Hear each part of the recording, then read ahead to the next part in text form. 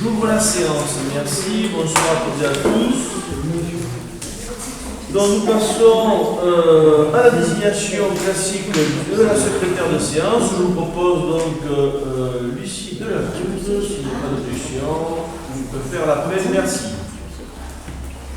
Vas-y. Angèle Pobro. Il est là. Mireille Schneider. Présent. Hélène Lavert. Présent. Charles Béraud. Présent. Emiliana Branel. Présent. Ariane Caro. Présent. Céline Combe. Présente. Lucie Delacruz. Présente. Cyprien Paris. Présent. Jean-Claude Rome. Présent. Angélique Rossol. Présent. Christian Roussel. Présent. Et Pilar Charissin. Karine Molitor arrivera en retard mais donne pouvoir à Jean-Claude Rome. Antoine Rousseau donne pouvoir à Angèle Thibault. Laurent Santosa donne pouvoir à Angélique Roussol. Jean-François Guilloton donne pouvoir à Mireille Schneider. Patrice Kéroge donne pouvoir à Ariane Caro. Valérie Martin donne pouvoir à Pilar Charissin. Après Sabine Goura qui est absente et non excusée. Estelle Villanova. Qui devrait arriver, c'est ça? On ne sait pas. Et Stéphane Delattre, qui sont là. Bon, ok. Très bien, merci. Vous pouvez constater que nous avons le quorum, donc nous continuons à l'approbation du PV, s'il vous plaît. Donc, du coup, qui est contre? Donc, 2 contre, qui s'abstient? Adopter la majorité, merci. Nous passons à la délibération numéro 70-2024, donc autorisation au maire d'engager, de liquider, de mandater les dépenses d'investissement budget principal pour l'exercice 2025, et c'est Christian qui nous l'a fait. Merci. D'accord. Donc ça concerne donc le budget principal de la commune. Donc comme chaque fin d'année, nous procédons à la clôture des exercices comptables, des écritures comptables, pardon.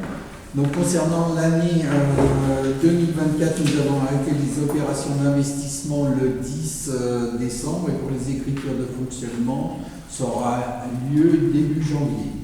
Donc afin d'assurer une continuité dans le fonctionnement des services jusqu'à l'adoption du budget préélectif 2025, le Code général des collectivités territoriales dispose que le maire peut, sur votre autorisation, engager, liquider et mandater des dépenses d'investissement dans la limite du quart des crédits ouverts au budget de l'exercice précédent, non compris les crédits afférents au remboursement de la dette.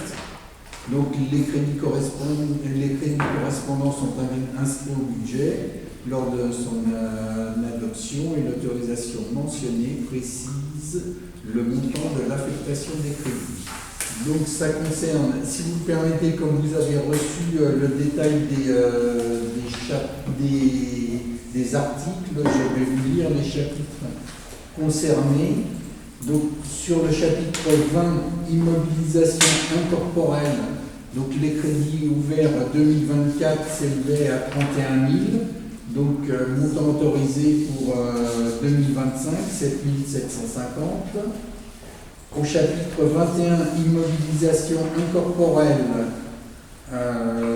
les crédits ouverts 2024, 274 550,06. Donc pour le BP 2025, 79 737 52. Et enfin pour le chapitre 23, immobilisation en cours, les crédits ouverts 2024, 3 996 424 et les montants ouverts pour 2025, 999 106. Donc c'est les dépenses de début qui ont été votées en 2024. On prend le cas pour commencer à fonctionner sur 2025.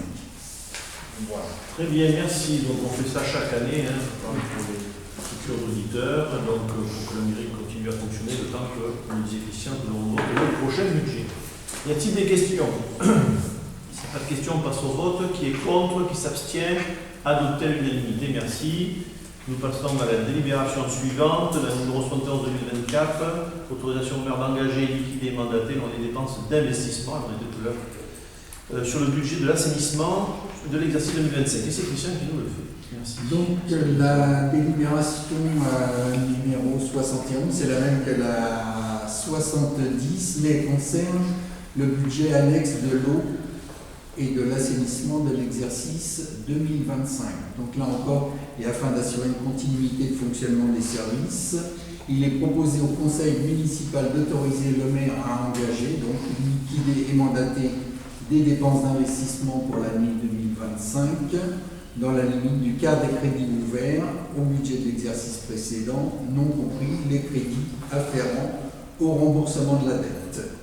Donc pour le budget de l'eau, au chapitre 20, immobilisation incorporelle, donc les crédits ouverts en 2024 étaient de 13 950, donc le quart pour 2025, 3 487,50.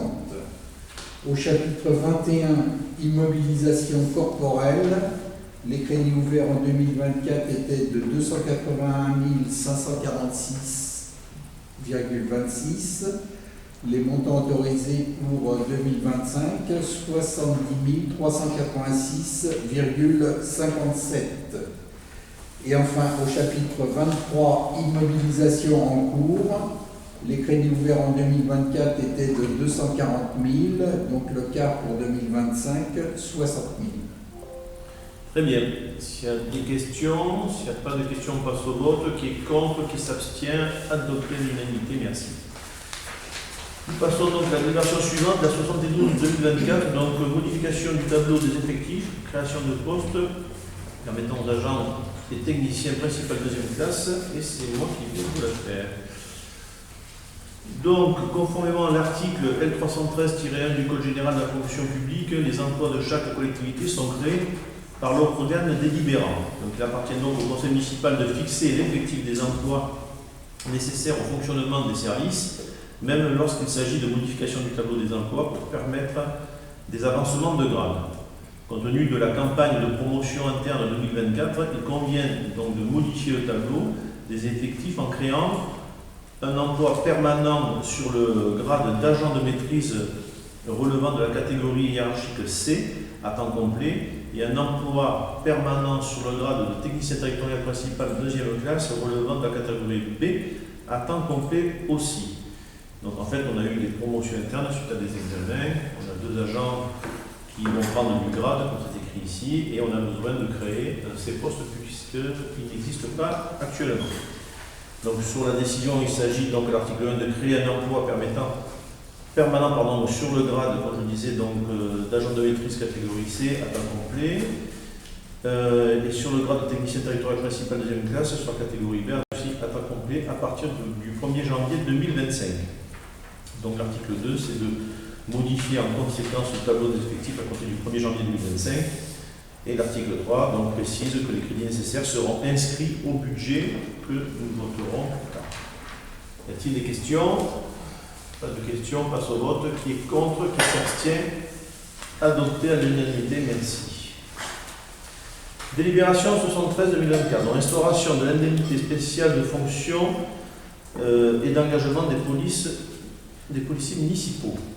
Donc là, pareil, il y a des modifications sur le tableau. Vous avez la délibération complète qui est assez longue, mais je vais donc sur le résumé. Donc il s'agit quoi?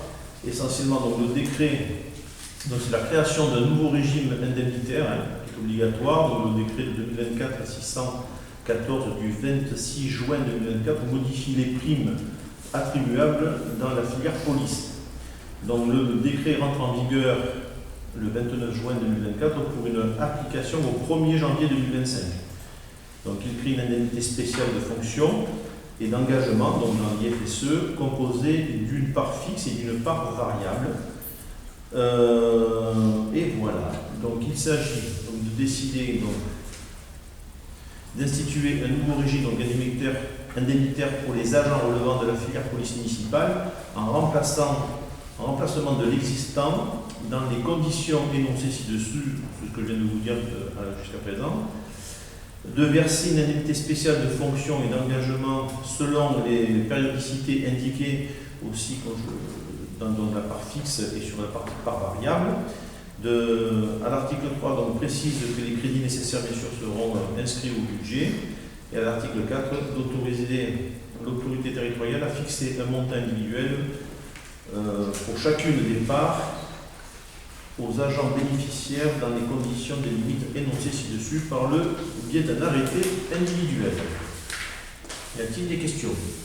La question, c'est modalité de prime en fait, de fixation par rapport à la police municipale qui est un peu particulière par rapport aux autres agents. Et donc là, il y a une remise en question là-dessus, une remise à jour. Donc on passe au vote qui est contre, qui s'abstient, adopté à l'unanimité, merci. Nous passons donc à la délibération suivante, qui est la 73. Non, la 74, voilà, la 74, effectivement, adhésion à la convention de participation de prévoyance proposée par le CDG. Donc, de quoi s'agit-il? Alors, les textes d'application du décret du 20 avril 2022 relatif aux garanties de protection complémentaire qui fait suite aux négociations entre l'État et les organisations syndicales au niveau national sont venus préciser les conditions de mise en œuvre du dispositif. Donc, à compter du 1er janvier 2025, pour être labellisés, les contrats de prévoyance devront intégrer obligatoirement une couverture plus large pour donner lieu à la participation employeur. Donc, l'incapacité, donc les contrats labellisés et les contrats collectifs devront désormais couvrir obligatoirement l'incapacité temporaire de travail, garantissant des indemnités journalières à compter du passage à demi-traitement à hauteur de 90% du traitement net du NBI et 40% du régime indemnitaire de la part fixe. Grosso modo, c'est pour maintenir en fait les salaires de nos fonctionnaires s'ils sont en incapacité ou en maladie courte ou longue, quoi qu'il en soit, avec des dispositions particulières. Et donc, en fait, il y a une participation financière qui est à mettre en place donc à partir du 1er janvier 2025.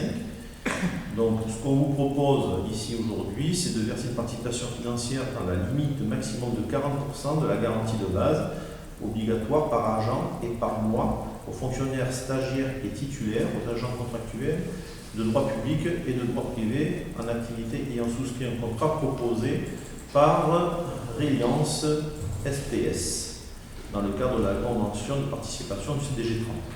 Toutefois, les agents ont la possibilité de conserver la couverture qu'ils ont actuellement, ils ne sont pas obligés d'y adhérer. Voilà. Donc en fait, nous aurons une petite participation, bonsoir, sur cette partie-là. Y a-t-il des questions?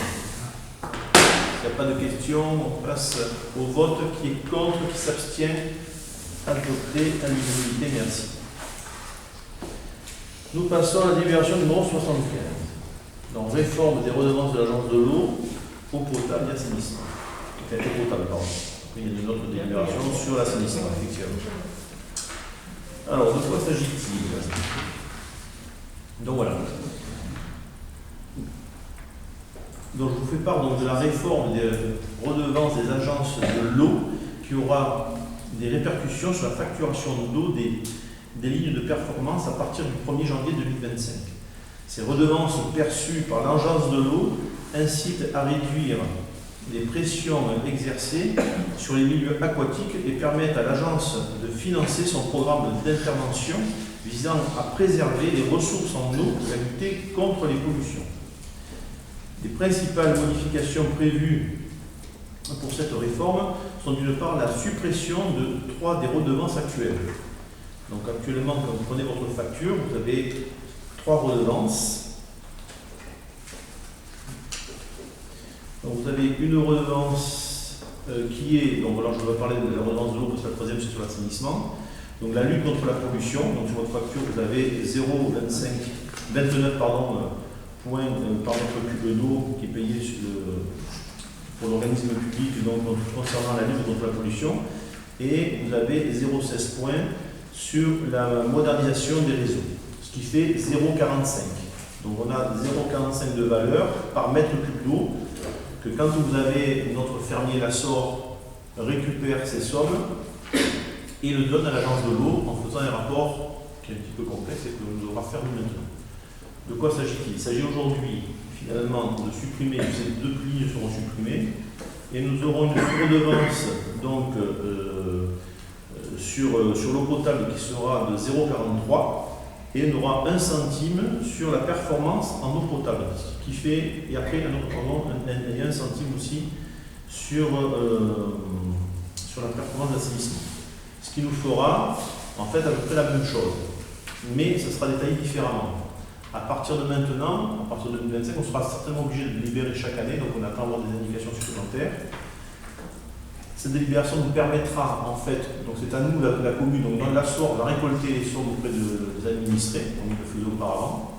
Donc pour eux, pour l'instant, il n'y a pas de mouvement d'argent, c'est juste des histoires de lignes, donc c'est bien 0,45 centimes par mètre cube qui sera prélevé comme jusqu'à présent, ça ne change rien pour l'instant.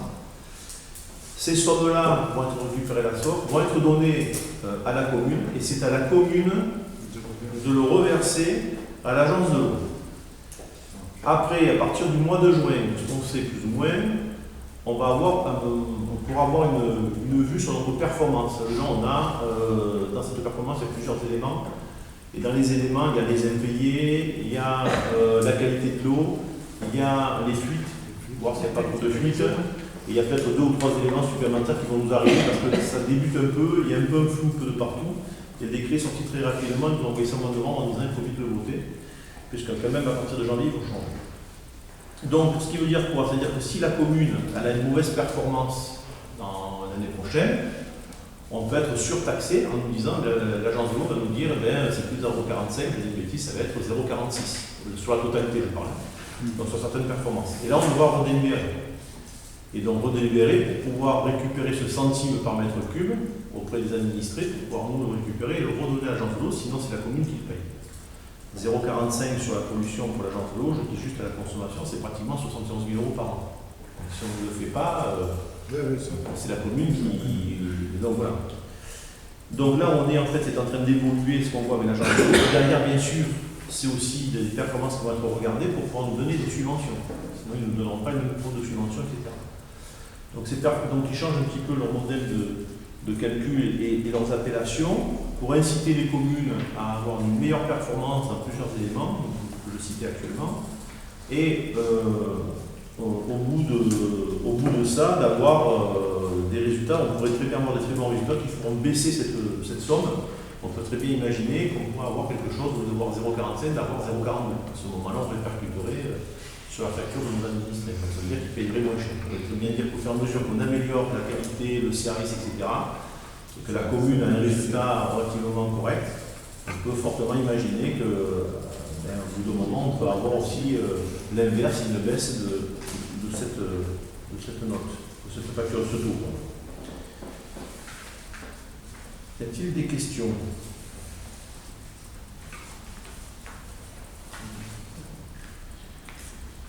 Donc du coup, comme je vous disais, il appartient donc à la commune de fixer le montant forfaitaire avec les éléments que je vous disais. Alors, je vais à la décision. Donc l'article 1, donc aujourd'hui il s'agit de décider à fixer 0,01 centime hors taxe par mètre cube la contre-valeur correspondant à la redevance par performance des réseaux d'eau potable devant être répercutée sur chaque usager du service public d'eau potable sous la forme d'un supplément au prix du mètre cube d'eau vendu applicable à compter du 1er janvier 2025. Alors, l'article 2, cette contre-valeur de la redevance performance des réseaux d'eau potable est facturée et encaissée auprès des abonnés au service public de l'eau potable et reversée à la collectivité conformément à la convention de mandat passée avec le délégataire. Y a-t-il des questions avant qu'on vote? Non, c'est bon. On vote. Qui est contre? Qui s'abstient? Adopté à l'unanimité. Merci. La délibération suivante, c'est la délibération numéro 76. Et donc il s'agit de la même chose, mais pour l'assainissement. D'accord? Donc c'est la réforme des redevances de l'agence de l'eau, donc fixation des contre-valeurs à titre de redevance pour la performance des systèmes d'assainissement collectif pour l'année 2025. Comme je vous disais tout à l'heure pour l'eau, ça va nous obliger chaque année à faire ce type de délibération. Donc là, pareil, il s'agit pour l'article 1 de fixer 1 centime hors taxe par mètre cube la contre-valeur correspondant à la redevance performance des systèmes d'assainissement collectif devant être récupérée sur chaque usager du service public d'assainissement collectif sous la forme répercutée, merci, sous la forme d'un supplément au prix du mètre cube d'eau assaini applicable à compter du 1er janvier 2025. Et à l'article 2, que cette contre-valeur de la redevance pour performance des réseaux d'assainissement collectif est facturée et encaissée auprès des usagers du service public de l'assainissement collectif et réservée à la commune au titre de sa reversée à la commune au titre de sa compétence pour les traitements des eaux usées sur les modalités déterminées par la convention du mandat d'encaissement. Y a-t-il des questions? Oui. Pas de questions, on passe au vote. Qui est contre? Qui s'abstient? Adopté à l'unanimité, merci. Nous passons à la délibération suivante, qui est la numéro 77, en ouverture d'une ligne de mécénat pour la rénovation de l'église de notre commune. C'est Mireille. La commune de Beauvais a pour objectif de préserver et conserver son patrimoine. La municipalité souhaite engager des études de diagnostic pour déterminer précisément les travaux à réaliser dans le cadre du projet de rénovation de l'église. Compte tenu de l'intérêt patrimonial et touristique de cet édifice, des mécènes sont susceptibles d'aider la commune à soutenir financièrement ce projet. Il est donc proposé à cet effet de l'inscrire dans une opération de mécénat. Je rappelle le principe du mécénat. Le mécénat est un soutien matériel ou financier apporté à un projet public entrant dans le cadre des lois 200 et 238 bis du CGI, Code général des impôts. Il ouvre droit à une défiscalisation des dons à hauteur de 60% pour les entreprises et 66% pour les particuliers. Le versement de dons est ouvert aux organismes publics dont la gestion est désintéressée. Les collectivités publiques peuvent décider de gérer en interne leur politique de mécénat. Dans ce cas, une ligne spécifique de trésorerie est à créer en comptabilité pour l'identification des dons reçus pour ce projet. Et la collectivité doit délivrer aux donateurs un reçu fiscal justifiant leurs dons et leur permettant d'opérer ensuite la défiscalisation prévue dans le cadre de leur déclaration d'impôt. Donc, pour mettre en œuvre tout ça, afin de faire apparaître clairement les versements que la commune percevra, il convient d'identifier une ligne action d'intérêt général dans la comptabilité. Le produit étant affecté, il sera imputé au code 1025, c'est-à-dire don et legs pour les dépenses d'investissement affectées à une opération ou à employer en achat de valeur. Une convention de mécénat pourra être établie entre la commune et le mécène qui le souhaite. Elle permettra d'arrêter les accords de contrepartie éventuels et l'échéancier des phasages de travaux appelés au mécénat. Très bien, merci Mireille. Donc, comme on dit, il s'agit ce soir d'approuver l'ouverture de cette ligne budgétaire 2025 qui sera inscrite donc, au BP, donc au budget prévisionnel 2025, je vais faire les mots ce soir. Et à l'article 2, donc d'autoriser le maire à signer tout document se rapportant à ce projet. Et dans tous les documents, il y a les conventions. Vous avez pu avoir un petit état de convention qui n'est pas complètement abouti, c'est juste aujourd'hui, il s'agit d'autoriser le principe. Ce n'est pas la convention que vous avez eue en lien qui n'est pas tout à fait finalisée. Y a-t-il des questions? Cette question, on passe au vote. Qui est contre? Qui s'abstient? Adopté à l'unanimité. Merci. L'ordre du jour étant terminé, je vais donc vous donner les décisions. Décision donc numéro 41, décision du maire, il a été décidé d'accepter la somme de 300 € à titre de don, somme qui a été donnée par la sorte.